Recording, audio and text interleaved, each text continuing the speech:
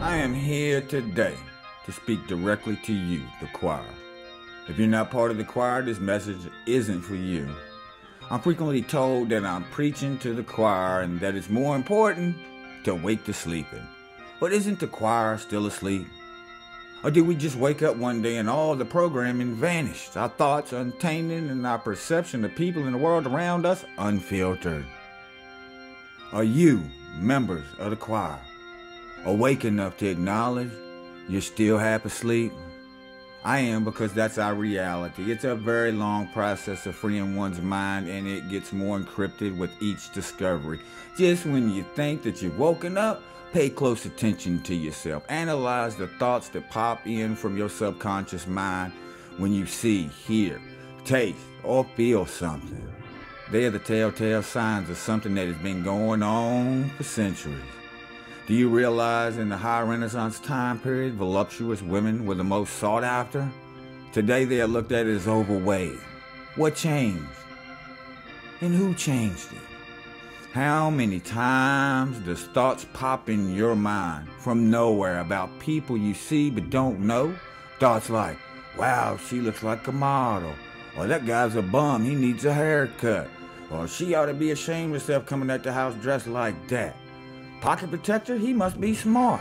Or after meeting people for the first time and getting the feeling of the thumbs up or the thumbs down to later find out you were wrong.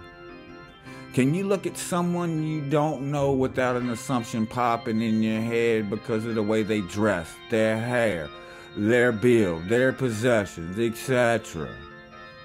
Are you aware that your favorite food wouldn't be your favorite food if you were born in another culture? Your favorite food would probably be something you hate now. You ever hate something because everyone else likes it and you rationalize it by saying it's overrated? You see, we're even programmed to program ourselves as needed. So am I awake? No. But I'm working on it. And that needs to be admitted before real progress can be made. I accept my fate that I'm never going to be totally free, and I won't make it to the top of the mountain, but I will climb as high as I can. I will get as close as I can, and I will have one heck of a view when all is said and done. So this is why it's vital to preach to the choir, to share information that helps along on the journey, to show it's okay to admit one is still programmed and that it's a work in progress for us all. I preach to the choir to motivate, inspire, and learn from. Not because I think I know it all. I most definitely do not. I just want us to be as aware as possible to how much our minds have been compromised so that we can make it an easier path for future seekers, as was done by our predecessors for us.